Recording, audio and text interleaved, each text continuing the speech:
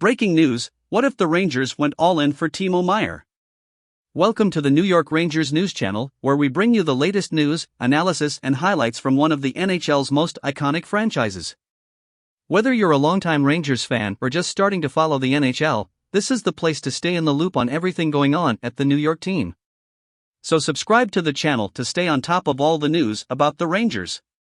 The NHL trade deadline is next Friday, and the New York Rangers have already done some big shopping in acquiring Vladimir Tarasenko, Niko Mikkola, and Tyler Mott.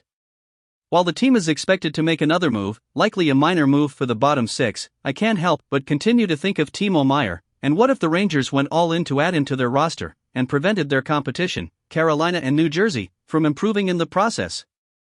This is something that has been rattling in my brain, and more or less this story is me dumping those thoughts out. This is not me posting a clickbait headline of "Here's how the Rangers can get Timo Meier" with a nonsensical offer, and I fully recognize he likely ends up elsewhere.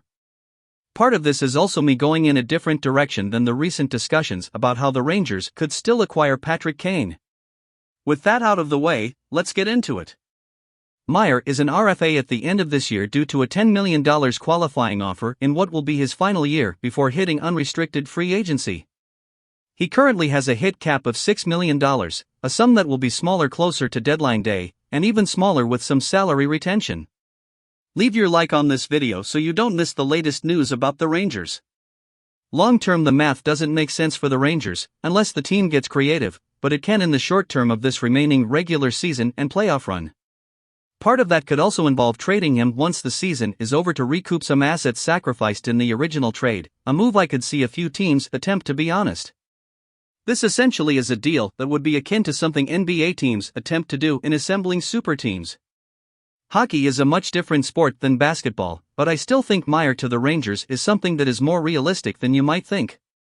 One major potential motivation for this deal could be ownership and the front office seeing this as a chance at the Rangers making a big swing to seriously bolster one of the best squads they've had in recent history in an attempt to win a championship drought that will turn 30 next year.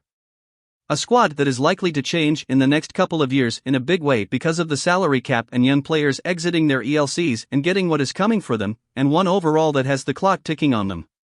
The Rangers are a very good team and they are still working on some things.